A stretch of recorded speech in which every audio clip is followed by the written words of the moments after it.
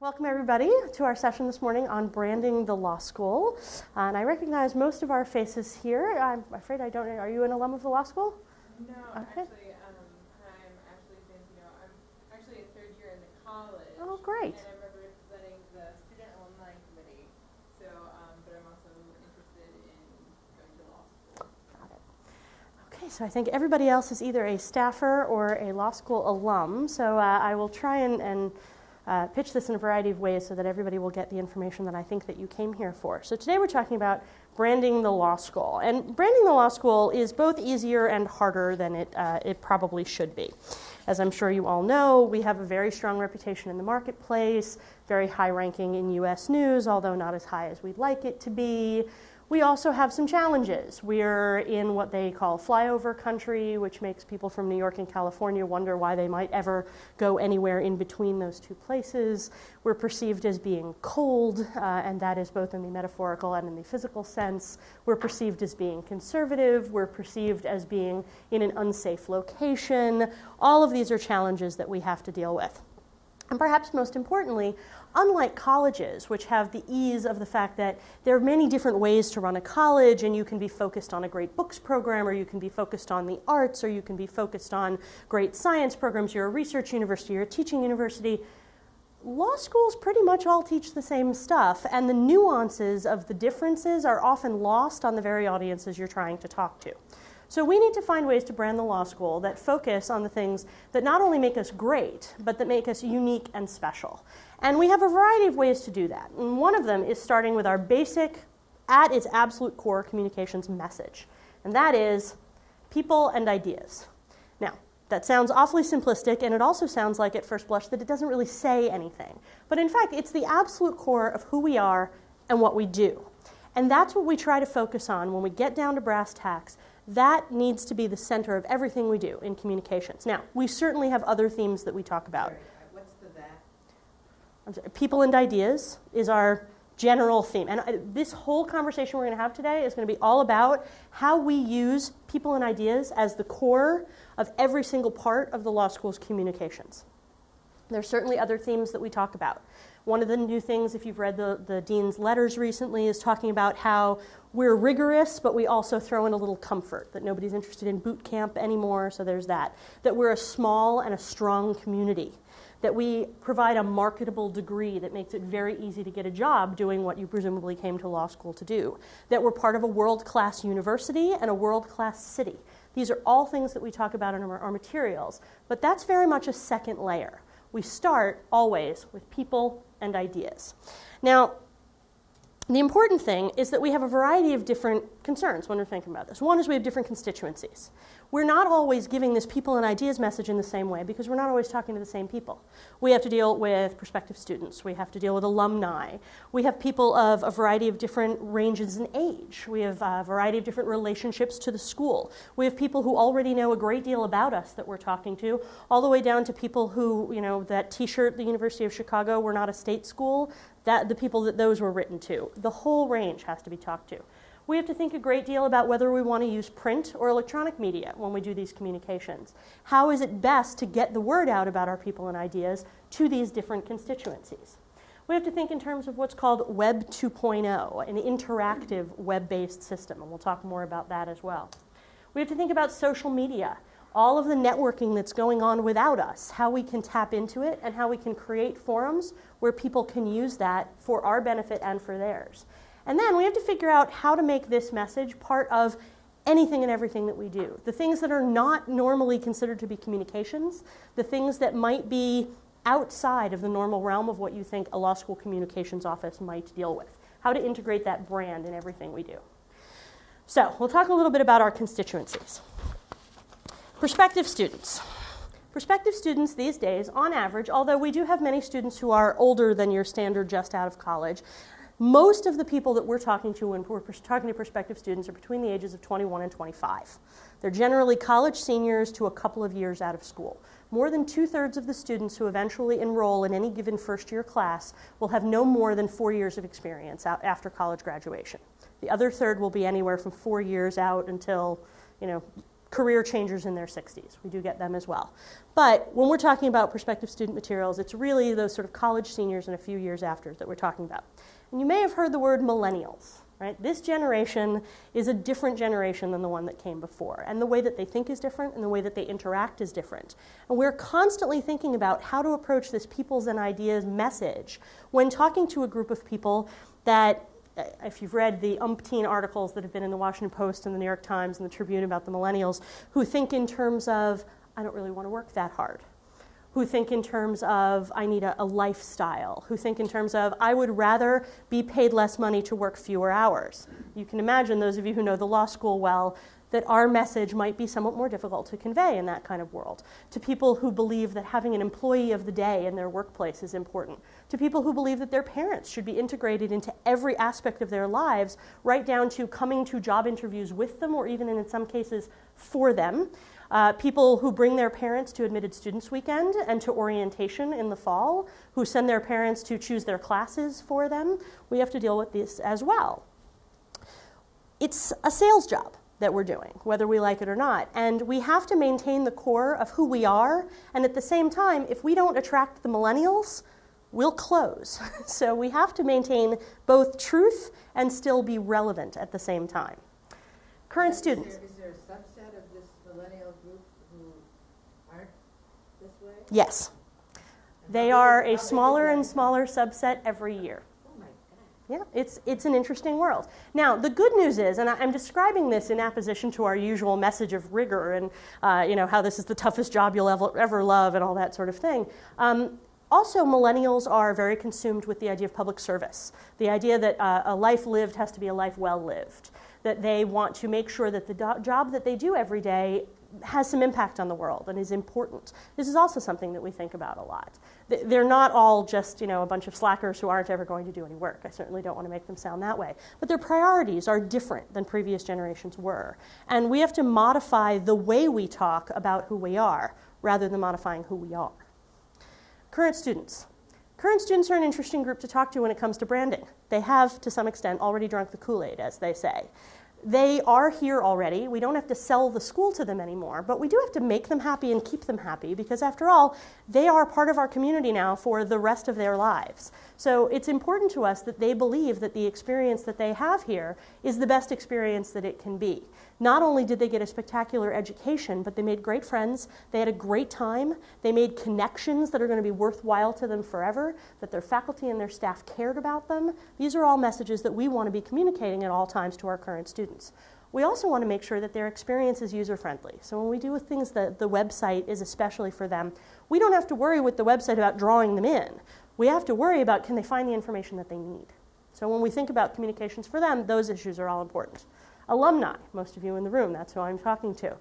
Again, to some extent, you've already drunk the Kool-Aid. But what we don't want is for students to come here for 3 years, graduate, and then never be heard from again.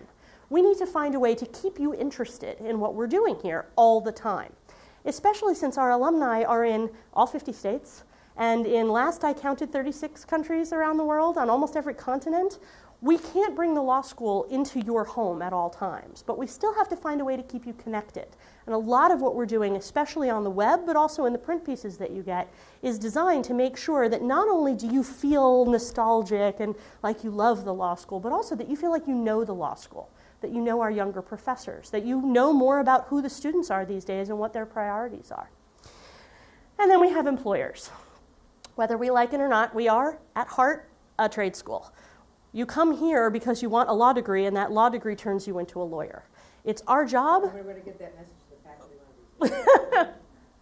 And the faculty have that message to some extent, but the important thing is to make sure that employers know that they will do no better in the marketplace than to hire a University of Chicago graduate. We want to make sure that the value of that degree to employers is important. So we need to pay attention to what employers want, and we need to find ways to communicate to employers that our students are great writers, that they got a spectacular education, that they're hard workers, that the ones who come here are not the millennial slackers. They're the millennials who are interested in the world outside, but also interested in working hard. So communicating that message to employers. And there's a little gap here because then we're talking essentially about a different group, and that's the group that may not know us at all, the general public and the media.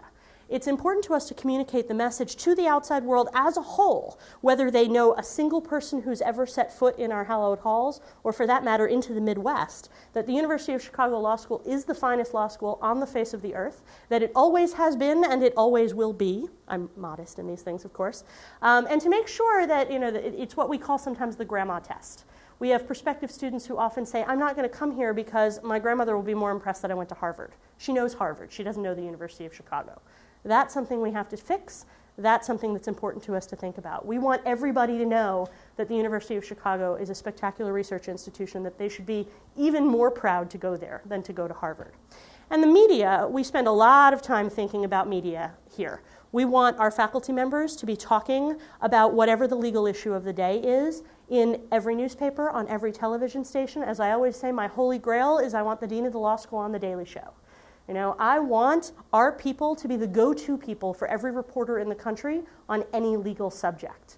I also want press releases about what we're doing. I want the things that our faculty members are researching to be news of the day.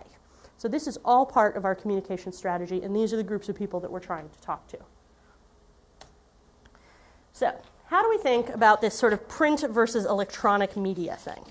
So up here you're looking at a variety of things that we've done. The Alumni magazine and class notes. We've got a new website. We do our view book for our admits. We do dean's letters twice a year, e-briefs once a month. We do this wonderful what are you reading thing that we do. We spend a lot of time, and the staff in the room from Alumni Relations can tell you, we spend a lot of time talking about which of these things should we continue to print in the standard form that you've seen them a million times. The Alumni magazine that every school still does at least some component of in print, admissions view books. Some of these things you might think would have gone by the wayside in print years ago. They're expensive to print. They're especially expensive to mail. So why do we still do them in print? More importantly, why do we do the things in electronic media that we do? Important for us to think about. We still print our Alumni magazine because so far our alumni still want it that way. We've done surveys over time, and we've constantly been told that what you all do with that Alumni magazine is when it arrives, you take it and you put it in a pile of magazines that you're going to read when you get around to it. That pile is what goes with you on planes when you travel. Forgive me, but for some of you, it's what goes in the bathroom, right? It's what you take with you when you're going on a road trip. We don't care if you read that Alumni magazine 6 months after you get it. We just want you to read it.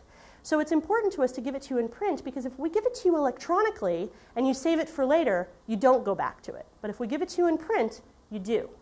We also pay a great deal of care with what content we put in that Alumni magazine for the same reason. We've gotten away from the idea of covering every event that goes on in the law school. A little block with so-and-so was here and a little picture and 100 words about exactly what happened, and we've gotten into real content. What we want to focus on is right back to that people and ideas. We want you to get to know our new faculty, so we do stories about them. We want you to get to know their intellectual work. So every issue of the Alumni magazine has an academic piece in it of some sort, written by one of our faculty members, sometimes more than one of our faculty members. Comes out twice a year. And I have copies here if people want to pass this around. For those who haven't seen it, I'm hoping the alumni in the room have seen this. So in this issue, you had a piece about comparative constitutions, how constitutions are written, by one of our newest faculty members, Tom Ginsberg. Most law school alumni magazines would not include a 4,000-word academic piece in it. Our alumni are different, and we know that. You actually want to read those things. One of the biggest complaints that we get from alumni is that they can't get PDFs of faculty journal articles on our website. The reason they can't is for copyright reasons, but they want to read our faculty's work. People, ideas. So that's what comes into play here. Now, this issue of the magazine was slightly different because we had that Obama connection that we needed to exploit a little bit. But usually, you'll find pieces about the history of the law school. You'll find pieces about what's going on at the law school. But you'll also have that academic component. Class notes, extremely important to us. At most schools, class notes takes up less than a quarter of the pages in their alumni magazine. And it tends to read like a bunch of very small press releases.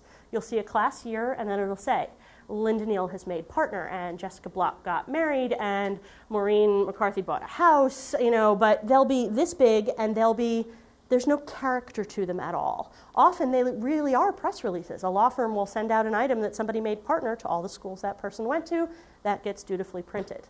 Those of you who read our class notes know that's not how we do things. We have a class correspondent for every class. They add a measure of personality, in some cases, many cases, a measure of snark to what they're writing. And the goal is to keep you interested in what your classmates are doing. When you have a class of only 150 or 200 students, depending on how far out of school you are, it's pretty easy to remember everybody. And we want to make sure that your class notes reflects the personality of the people that you went to school with. It keeps you involved, it keeps you engaged. So, our new website, which I'm hoping that you've seen. Okay, let me this, hold on, show you. Right, and we're going to talk a little bit about our new website in a minute. But our new website was created with the goal of putting the ideas at the absolute front of what we do, as well as the people. So the first thing you see when you come to our website is this open question right at the top. Let's get an idea right out in front of you and get you interested in it. Then we have features that talk about the people. We've got video and audio. Again, I'm going to talk about this more in a second. News and events. Everything that's on that front page is designed to reinforce this message of people and ideas, bringing you back at all times to the notion we are a cerebral law school. We are a place where you're going to come and think. We are a place that after you leave, you're still going to have that in your blood. You're still going to want to be addressing the big ideas. You're still going to want to be thinking about things. That law, to people who came to this law school, is not just about dotting the I's and crossing the T's. It's about the big ideas. That's what we want you to take with you for the rest of your lives, and that's what we want our prospective students to be thinking about. Yes? I know there's all different components on that front page, so I'm sure the answer varies, but how frequently do you update the content, like the question at the top or the lead story? During the school year, we update the question fairly frequently. Our goal is every 7 to 14 days, 10 on average. During the summer, it's a little harder. Our faculty are not producing the content for us to link to with quite as much speed as they do during the year. But that is our goal. In fact, I just updated the question 2 or 3 days ago, you may have noticed. So our goal is to do that. Slideshows also easier to update them during the year when we're generating new photography. During the summer, we don't have summer classes. We don't have students here in the summer. We generate photographs at a much slower rate in the summer. But news and events are being updated constantly. There are days when 3 news items go up. There are weeks when 3 items go up. It's rare that we get less than 3 items a week, fewer than 3 items a week. Is there a link to the new alumni web community they learned about in the first section? There is a link to the alumni web community in the alumni section of the site. Your site or their site? Of our site, and of course in their site, but also in our site.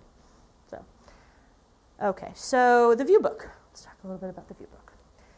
We think a lot about whether this should be print or electronic. We have a huge component of our website is prospective students. In fact, our entire website is really geared towards the experience of the prospective students because they're the only group of people that comes to our website that needs to be brought in and kept. Everybody else is coming because there's something that they already know that they need, or they're already part of our community for the most part. Prospective students need to be hooked. So there's a massive section of our website full of all kinds of information and slideshows and videos and that sort of thing. So why do we still have this? Because the fact is admissions is still very much a one-to-one game. Ann Perry and her staff from admissions stand behind a table. That's what they're doing today, which is why they're not here. Standing behind a table in New York City in the middle of a hotel ballroom, talking to students, one-to-one, getting their questions answered, figuring out what it is that's going to convince them to come here. They need something to hand them. They need something to give them to walk away, to take notes on. We have revised this view book more times than I care to think about over the last couple of years. The communications buzzword is stories, not statistics, people, not programs. Gone are the days when the view book was 10 sheets of paper stapled together that was all text and it was just, here are the degrees you can get, here are the classes you can take. We don't do that anymore. Now we talk a lot about what it's like to go to school here. We talk about what kind of relationship you'll have with the people in your class. We show large glossy pictures of the students having a good time, but we also show large glossy pictures of the students talking to a professor after class. We try to communicate the message of who we are and what makes us unique through publications like this, because this may be, for all that we use this to try to drive them to the web, this may be, for some of them, all they ever really see of us. They're very web-friendly, but the website doesn't really connect with them still to this day in the way that paper does. Dean's letters. I suspect if you had asked people at the beginning of Saul Levmore's tenure as dean what would be the most successful thing that he would do as far as communications, the dean's letter wouldn't have been in the top 10. It turns out that it's number 1 by a lot.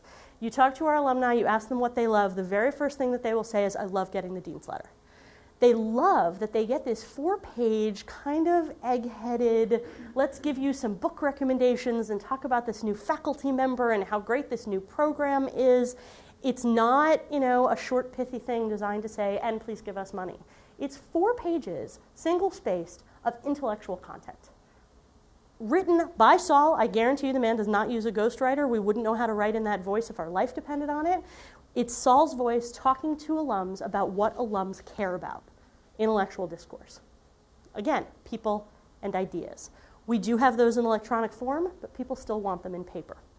E-briefs. Jessica Block, once a month, sends out to all the alumni e-briefs. And the email comes into your email system.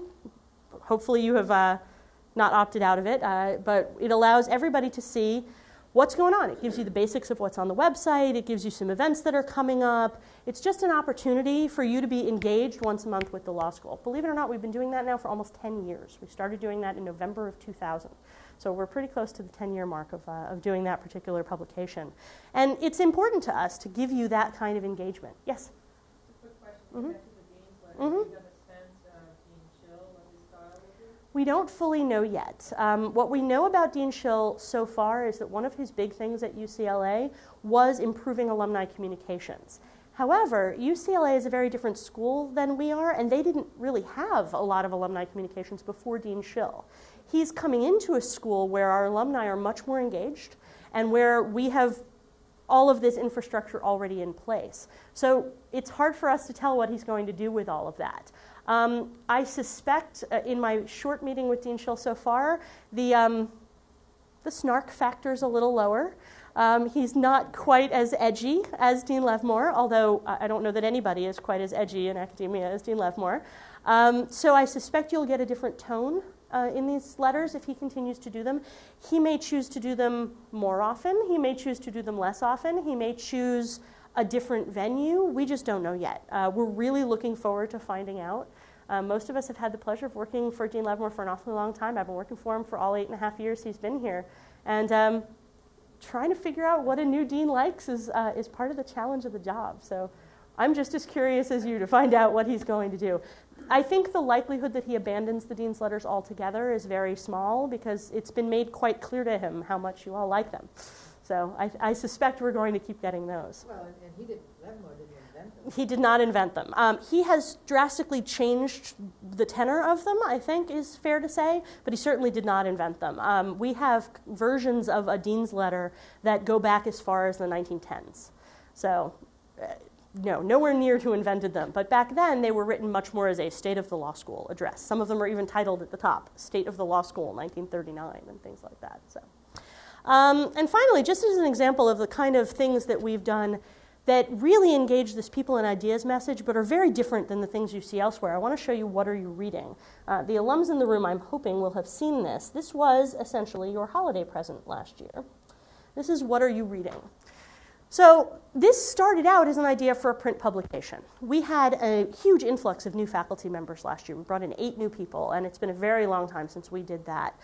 They were laterals. They were people who were basic entry-level people, and we wanted a way to introduce them to alumni. So over the summer, we said, okay, we're going to put out a publication about all our new faculty and our old faculty. We're going to have little bios about them, and we're going to need a hook. Well, what's the hook? The hook is this is an intellectual group of people. What are they reading? Book recommendations, right? Saul's been doing this for years. Well, the publication never quite came about for a variety of reasons, but when we were looking for something really fun to do at holiday time, here it came. So we asked all of our permanent faculty members for literally what they were reading at right that second, why they were reading it, whether they liked it, and of course they only sent you the stuff that they liked. I don't know why anybody would recommend a book that they hated, but here's a list. So you've got Daniel Abubba, who's one of our very junior faculty members, Douglas Baird, who's been with us, I think, 30 years now. Omri Ben Shahar is one of our laterals in law and economics. Emily Buss has been here about 10 years. Ken Dam's been on the faculty, I think, as long as everybody in the room's been around. He got here, I think, in 1959 or something like that. Rosalind Dixon, one of our new faculty members in international law, who's from Australia. And we got a lot of nonfiction, a little bit of fiction, but it gave us a real opportunity to showcase our faculty and their ideas in a way that was very different than what we'd done, rather than talking about the most recent law review article that they wrote. This takes the ideas and gives more dimension to the people. So we really liked it.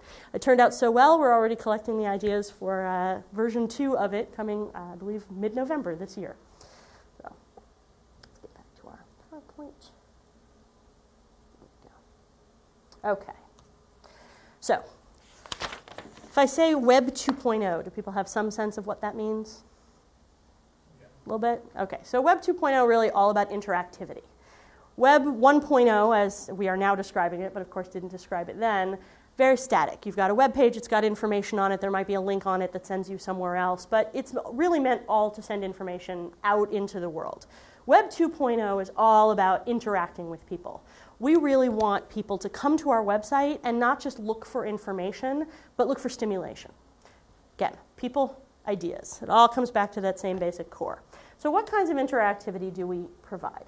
Okay, now, I'm going to just do this through the websites rather than through the PowerPoint here.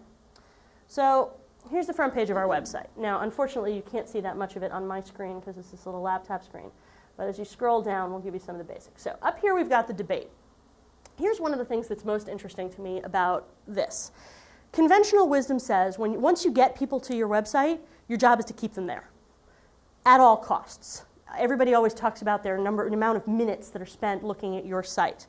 The very first thing that we do is we provide you an intellectual question, 2 basic takes on it, and if you click on Make Your Case, it's immediately going to send you to our faculty blog, right off of the main site. But there's a variety of other places that you can be sent. We've sent you to blogs, we sent you to Jeff Stone's posts on the Huffington Post. We've sent you to the Becker-Posner blog. We've sent you to Richard Epstein's posts at Forbes. And we're okay with that, because if you're engaged enough by the question to click on the link, and then you start reading all the stuff that goes on this link, we're pretty sure that you're going to be excited enough about the people and the ideas that you've been reading about that you're going to come back. The likelihood, especially, that a prospective student is going to start reading something on the faculty blog or start reading something on the Becker-Posner blog about one of our faculty members and what they think and never come back to do whatever they meant to do in the first place is pretty small. When we show this to people at conferences, they're shocked that we would send anybody somewhere else. But we think this is what we're all about. We're about connecting not just with our institution, but with the stuff that we're thinking. We also, right here on the front page of our site, are going to give you video. Sorry, it's still set up in editing mode, so it's got all this weird stuff on it. It'll fix that. Okay, so we're going to send you immediately to video and audio right here, and to slideshows that we've provided. We've done a lot recently with podcasting and vodcasting. Vodcasting, for those who don't know, is the video version of podcasting. If you talk to alumni about what they remember most from their time at school, it tends to be the lunchtime talks. That's something that's really important to our alums. And it's something that they get really excited about staying involved with. The idea that they can go and listen to a faculty member giving a talk. You won't get the free pizza, but otherwise the experience is not all that different from when you were in school. And sometimes it's even the same faculty members that you remember talking, although I hope by now on drastically different topics. So if you just look at the kinds of things that are up here, right, you've got Bernard Harcourt, who's one of our criminal law faculty, neoliberal penalty, a genealogy of excess. I don't even really know what that means, but I'm sure it was good. Todd Henderson is one of our junior faculty in corporations. Akbar Ganji was a visiting human rights speaker. James Q. Whitman was our Fulton lecturer this year in legal history. Shakespeare in the Law, we did scenes in our courtroom from Shakespeare plays with Martha Nussbaum and Judge Posner and Justice Breyer and several of our students. And you can watch video of that right on our website. It was, by the way, extremely popular, and this is one of the pictures from it. You can see slideshows that'll give you some of the character. Okay, this is a graduation slideshow, Shakespeare slideshow. This was reunion last year, and this is just a random summer day, and that, believe it or not, is one of our students vaulting the fence outside of the fountain. Yes, liability issues. We try not to think about it too much. Okay, I'm running short on time, so I'm going to whiz through some of this stuff because I know you're all familiar with our blogs, for example. One of the exciting things from a Web 2.0 perspective on this site is that we have the ability of creating a comment section on any page, anywhere in our website. We can open any of this stuff up to discussion. So far, it hasn't been used all that much because that's a fairly cutting-edge feature on, they're used to commenting on blogs. They're not really used to being able to put comments on an admissions page. But over time, as people get more comfortable with that, we're really looking forward to the give and take that that's going to give us. Okay, social media. So this is completely open to the public. Yes. Nobody has to log on to it. Not to comment, no. Anybody can comment who wants to. We talked for a long time about whether we wanted to restrict comments just to people in our alumni base. To the chase, what is restricted? Editing the site is restricted. Other than that, anybody can look at it, anybody can comment. Can you use it to sign up for events? Yes. Well, that's a bad example because that's an event you don't have to sign up for. Let's see if I can. Yes, you can use it to sign up for events. That's probably the best way. And that is something that we are ever improving. It's something we work with the university on as well. So we're looking forward to that being an increased functionality. In the vanguard, with the university behind you. In some things, yes. In some things, no. I think in social media, we are in the vanguard. In the events modules development, I think the university is still somewhat in the vanguard. And partially that's because they have many more events, so they have much more incentive and much more financial ability to develop the software that's required to deal with those sorts of things. So anyway, okay, social media. So social media is really exciting to us because it's a way to give us engagement at a very low cost financially to us, but it's also engagement in a way that we've really never had any opportunity to leverage before. So I was just talking to Ms. Neal over there earlier about how she's a people connector. Okay? And knowing the people in the room as I do, you are people connectors, right? That's why you come to an event like this. You still are in touch with many of the people that you went to law school with. You're the one that's likely to know when they have a baby or a grandchild, when they get married, when good things happen in their lives. And we know that the more alums stay connected to each other, the more they stay connected to the school. As we've increased our social media, we've also increased attendance at reunions. We've increased attendance at events. Now, that's not necessarily cause and effect, but it all plays into the same idea of engagement. Keeping you engaged with the law school is good for everybody. We hope that it's good for you, but it's also good for us. So we have a presence on Facebook. This is our main page. We keep this updated in an automated way. All of our news and all of our events goes on this page, but we also have the opportunity on this page to show you photos. So one of the things we did as we were celebrating the 25th anniversary of the musical last year is we put up pictures from every musical during that time period. And what's really nice about it is it's allowed people to make comments about these pictures. It allows people to reminisce in public. Okay, so some of the comments are not necessarily, I wish the first one weren't, those are some sexy legs, Rob, but there it is, right? And you get, hopefully next year they'll do this. And you get people commenting on some of the older ones. So down here, oops, sorry, that's not the picture I'm looking at. Yeah, there's me making a comment because I made a mistake. So here's this picture over here, which is of somebody playing Dick Badger, somebody playing Douglas Baird, somebody playing Richard Epstein, and somebody playing Larry Lessig. And the comment is perfect right down to the eraser mark on Jimmy C's suit coat. That's the guy who's playing Epstein. So you get people back and reminded how much fun they had here. We're not putting up pictures of you taking exams. We don't remind you of that sort of thing. We remind you how good it was and how much fun it was. And that's really what we're after. So, right. Also on this page, it gives us the opportunity to connect you with your affinity groups. We have lots, and the affinity groups, of course, a very fancy alumni term for people you hung out with because you all had something in common. And sometimes that's as simple as class years. Each of our current classes has their own Facebook page, and many of our alumni classes do as well, including LLM classes, which is great. That's a group of people who, by definition, are all over the world. Facebook allows them to stay connected, and they do get very bonded while they're here, which is great. But we also have the American Constitution Society, Chicago Journal of International Law, the musical, LSA, which is the student government, Federalist Society. All of this allows current students and prospective students and alumni to talk to each other because they're interested not just in the law school, but something specific at the law school. This is spectacular for us. If we're trying to convince a student who's interested in animal rights that they want to come to law school here because we do a lot of that stuff, we say, well, why don't you go join the Facebook group? This is Chicago Legal Animal Welfare Society, I think is what it stands for, CLAWS. Why don't you go join the Facebook group? And they can talk to current students and alumni who are interested in the same issue and say, well, what was your experience at the law school as somebody interested in animal welfare? And they'll get the straight truth. One of the hardest things, especially in recruiting prospective students, is to have the ability to tell the truth without it being viewed as propaganda. Anything the law school says as the law school, they think we're lying to them. Anything they can hear directly from a student, anything they can hear directly from a faculty member or an alum, that's truth. This gives us the opportunity to show that to them. Let's show you Twitter. Very similar. People familiar with Twitter?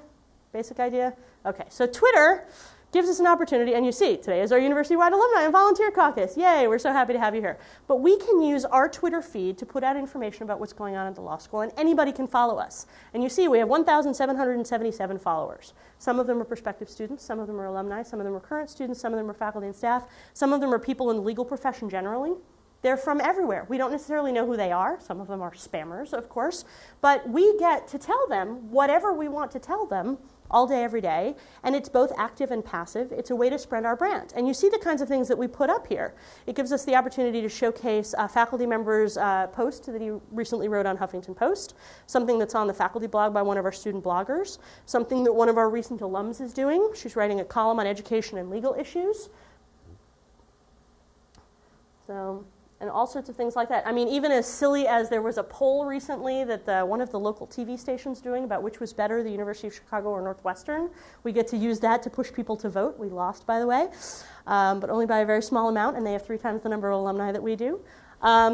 We can put any number of things on here. We can also use this to follow what people are saying about us, which is fantastic. Last year, after Admitted Students Weekend, we could follow what several prospective students were saying about their experience at the weekend. And just the same, you can search on terms. So we have daily searches on University of Chicago, on the words Chicago and law being in the same tweet. And if you're willing to filter through enough of that stuff, you can find some real gems, which is great, especially since some of these prospective students haven't been admitted yet. And when they say things that we're not so happy about, then, you know, there are ways to deal with that, like not admitting them. Don't put that on the tape. Just kidding, just kidding. Anyway, one of my favorite things on Twitter, and this is all designed to combat that whole, how do we tell them the truth to their faces without them thinking that we're lying to them? This is Tweet Chicago. Tweet Chicago is several faculty members, so Tom Ginsberg and Todd Henderson are faculty members. Julia Horwitz is a 1L, Kevin's a 2L, 2L, we got a 1L here. These are their Twitter feeds, all put in one place, and there are several of them.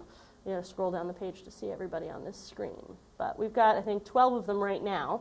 Randy Picker's on here. There's a 3L who is a transfer student. These students, in real time, this is what's going on in their lives.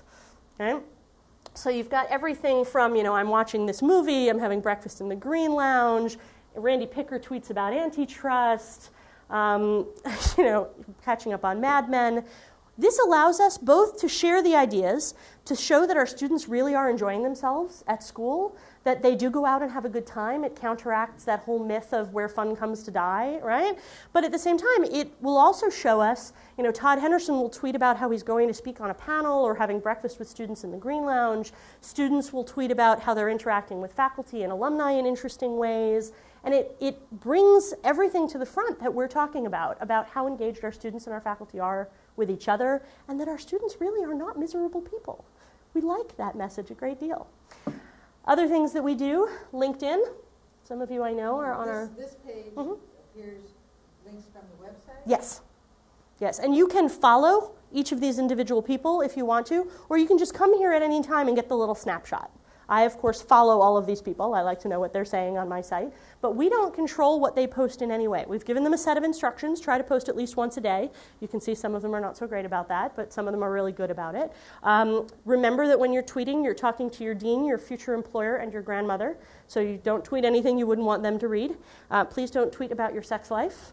And please don't curse. That's the sum total of how we control them. That's it. Everything else, we want them to post about their lives as they're happening.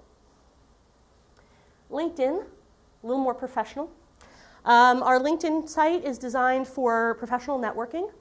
We are just about at 1,000 members in this site, most of whom are our alumni, but some of them are our current students as well. We do not allow prospective students into this group. Once they register for fall classes first year, then they're allowed into the group. We also have some staff and faculty on here as well, and a couple of former staff and faculty. But that's who's in here. And it's everything from a way to network with people. If you're looking for an alum in a new city that you're moving to, you're looking for local counsel, you're looking to bounce ideas off a group of smart people, this gives you the chance to do that. And we're also able, through here, to post our news items and things like that. You can see who joined. One of the best uses that we ever had for this was an accounting professor at the law school who was looking for real-life examples of how lawyers used accounting in their practice that she could use in class. We got like 30 replies to that one. It was fantastic, and the professor just loved it. So we also have presences on lots of other social media type sites. We use YouTube. We're starting to use Martindale-Hubbell a little bit. And as I always say, one of the most important parts of my job is not just getting us set up on all these things, but deciding which ones we don't want to be involved in.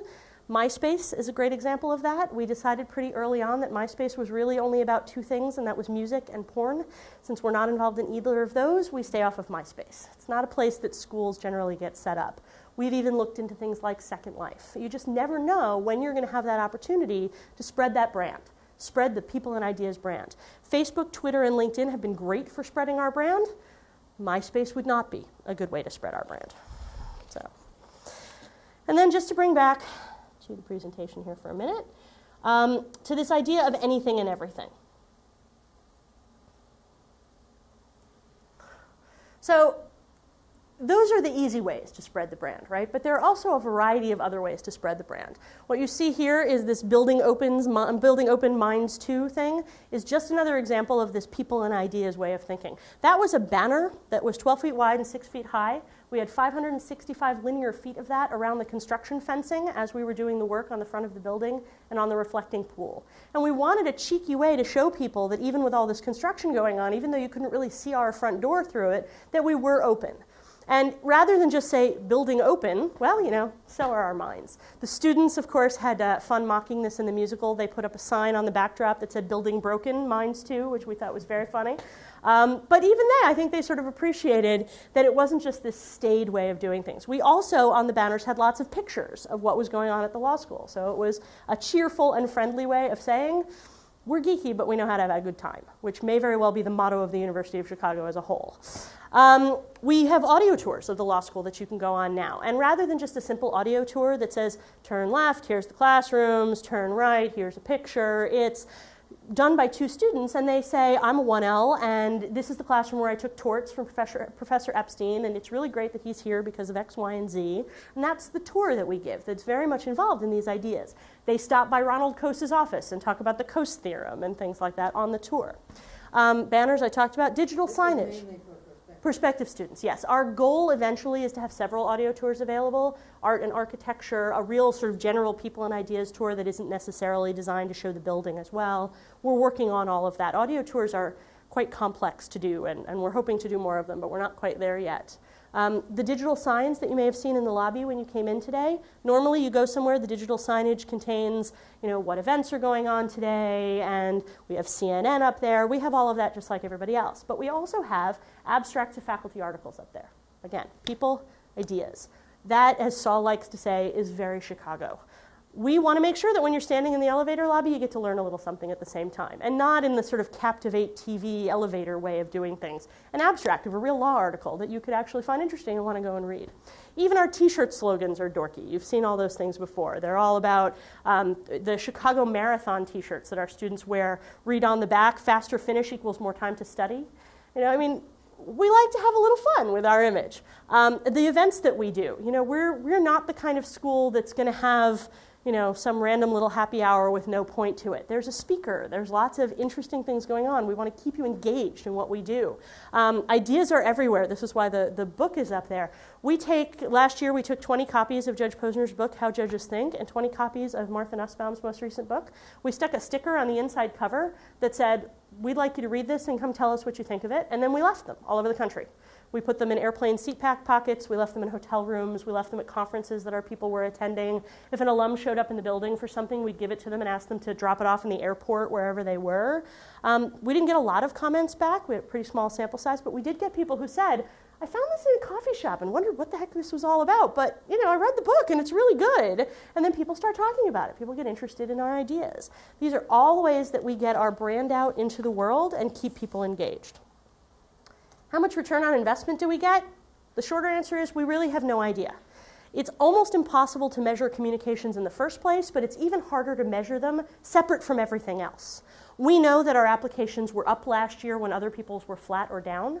We have no idea whether that has to do with the fabulous branding and communications that we're doing, or because fewer of those people were applying to us before, and now in a recession when they're more worried, they up their number of applications, and because they weren't applying to us before, they add that. We know that our alumni giving has been flat or even a little bit up when other schools have been down. Again, we don't know if that's our great branding or because we have a reputation for fiscal responsibility and our misdeeds have not been on the cover of the Washington Post.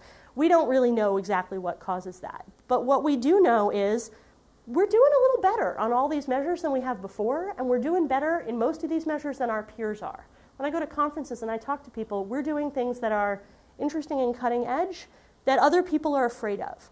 We're not afraid to talk about ideas and put this stuff out in the marketplace. We're not afraid to give students control of the conversation, to give faculty control of the conversation, because we trust them. We know that our people are good, so we let them talk. So, what it comes down to is people and ideas. It's not our only message, but it is our general underlying theme of everything that we talk about. And we'll see what Dean Schill thinks when he gets here in 3 months about whether that's still working for us. How long has Questions? this been your coherent, conscious concept? I became the head of the communications office about 2 years ago, and it was part of our way of doing things before that. I mean, it's been hard to not think about it that way in the whole time that I've been here. But that's really, since I've been running things for the past 2 years, I'm the one who's really sort of said, here are the two words. And at all times, how does what we're doing relate to these two concepts, people and ideas, at their absolute core? It's hard to say that it was any different before that. It's just that it's now a pretty intensive focus on it. But in the timeline of an older alumni, Mm-hmm. it's pretty recent. Relatively, yes. One of the things that we have to think about a lot is balance, especially when we're dealing with older alumni. You know, the dean likes to talk about how the students now don't like boot camp and they don't want to work that hard. We have to worry about rigor and all that. We can't say to the older alums, yes, that experience that you found so valuable, we're not doing that anymore. The fact is we are doing that. We've just layered comfortable chairs on top of it. The people and ideas thing is probably not all that different in its concept than what you remember. It's just different in its execution. When I saw the list of programs, Mm-hmm. I saw the word branding, Mm-hmm. and it's in many ways such a cliche Mm-hmm. that bugged me. Yeah. So here I am. Yeah. Well, and I hope that you see that when I talk about branding, it's funny, I've been doing interviews for an assistant director position in my office, and I talk to all these people who come from the world of corporate communications and who write me cover letters with words like optimizing the leveraging of the impact of the ROI and all that sort of thing. That's not the kind of branding that I'm talking about. I'm not taking out TV commercials talking about how great the law school is. We are never going to run an ad in the New York Times that says you should apply to our law school. Basic marketing concept. Right, and we're talking about who we are. But the word has been degraded. Yes, I agree with you. And I guess I'm just saying be careful of that. Yep. And do it by all means. But Yep. the word branding Yep. has been degraded. Yep. And And ordinarily, you will think of a better one. well, and what's interesting is that it's both very much the wrong word and very much the right word. Because among our peer schools, we're one of the few that really is different. Yeah, but you're using branding in the concept that started with the beginning of really good advertising. The core idea Mm-hmm. of branding. But it has been degraded. And Absolutely. used for all sorts of other things. as Absolutely. well. Absolutely. Yes, Chuck? A few things I'm curious about. Sure. What is the communications department, so to speak, of the law school? I mean, it's you and... It's me. It's an assistant director who I'm currently in the process of hiring a new one. It is the manager of electronic communications. His name is Aaron, and he is the guy responsible for most things technical that go on our site. And then we work with somebody in the university news office named Sarah Gaylor, who's our media person. All media contact is done centrally at the university, and we're her beat, as they call it, us in the public policy school. So when we need to place an op-ed or send a press release out, or faculty members coming out with a new book, or all media calls come into her. So we really have about 3.5 people. But I keep a pretty loose structure. It's just as likely that a good idea about tech is going to come from me or from our assistant director. It's just as likely that a good idea about print is going to come from my web guy. We spend a lot of time talking and thinking, not really about branding as much as about communication, about how to tell people the truth about who we are without being perceived as pulling the wool over their eyes. So, sure. I'll give you one more. Follow-up question. Mm-hmm. What percentage of the communications function at this point do you think is in the web-based social media and electronic? Well, it probably depends on what you mean. As far as how many print publications, well, and what I mean is you can think about that question in a lot of different ways. As far as how many people we reach, the percentage of people we reach with electronic media is leaps and bounds above the percentage that we reach with our print. But the touches in electronic media are, for the most part, relatively shallow. There's a big difference in you subscribe to our Twitter feed and you read our tweets, and you get our Alumni magazine and you read the 4,000-word article on Tom Ginsburg's comparative constitutionalism group. There's a big difference between that. So trying to do the percentages, I think, is a little difficult. As far as how much work in our office we put on both of those things, many of our print pieces also have an electronic component. So you can go visit the Alumni magazine online and get additional stuff. So if we do an interview with Ab Mikva in there, you can go hear the audio of the interview. Or you can go hear, if we do a story about comparative constitutionalism, you can go hear the podcast of a talk that he gave on the subject or a conference that he was in. You read the article in the next issue of the Record about the Shakespeare Conference, you can go watch the video on our website. So there's things that tie it all together. That said, print also in many ways takes a lot more effort, a lot more money, a lot more time. I put something up on the web, I find a typo in it, I go fix the typo. I send you the Alumni magazine, there's a typo in it, pretty much game over.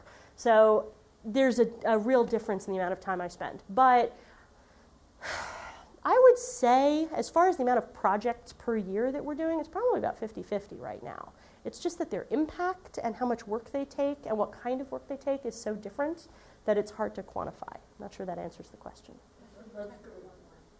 So, okay. We had a question in the back, so let me do that and we'll come back. And I'm happy to talk to anybody about this afterwards. I think you figured out I like to talk. The perception that the law school is too liberal or that the law school is too conservative? What to do, and for instance, I certainly see why you would put Obama on the cover, but were there repercussions? Interestingly, there were no repercussions that I heard about. I didn't get angry emails from alums saying, how could you put that guy on the cover? I was expecting them, I really was. But the guy taught here for 12 years. I think we earned the right to put him on our cover. I mean, everybody put him on their cover whether they had a connection or not, so it's not like it was a shock to anybody. As far as the liberal-conservative impression, I think what it comes down to is the truly horrible sentence that liberals think we're too conservative and conservatives think we're too liberal. Really, that scares the living daylights out of me as a communicator because I can't win that game. As you probably know, American law schools, by and large, extremely liberal. So much so that there are law schools, many of them, that you can go to where there isn't a conservative student organization of any kind, where conservative students feel that they can't speak up in class. Their classmates wouldn't even know they were conservative because they're afraid to say something. This is not that school. And one of the things that we do that's very different is that not only do we have a sizable and healthy percentage of conservative students, but also of faculty, and there's tolerance is the wrong word. There's interaction. There's friendliness. You can sit in the Green Lounge, and this was true, I'm sure, in every time period of every alum in the room. You sit in the Green Lounge with somebody who fundamentally disagrees with you down to the very core of your being, and you scream and you yell and you fight and you back up what you think with facts and with details, and then you go to the pub and you have a beer.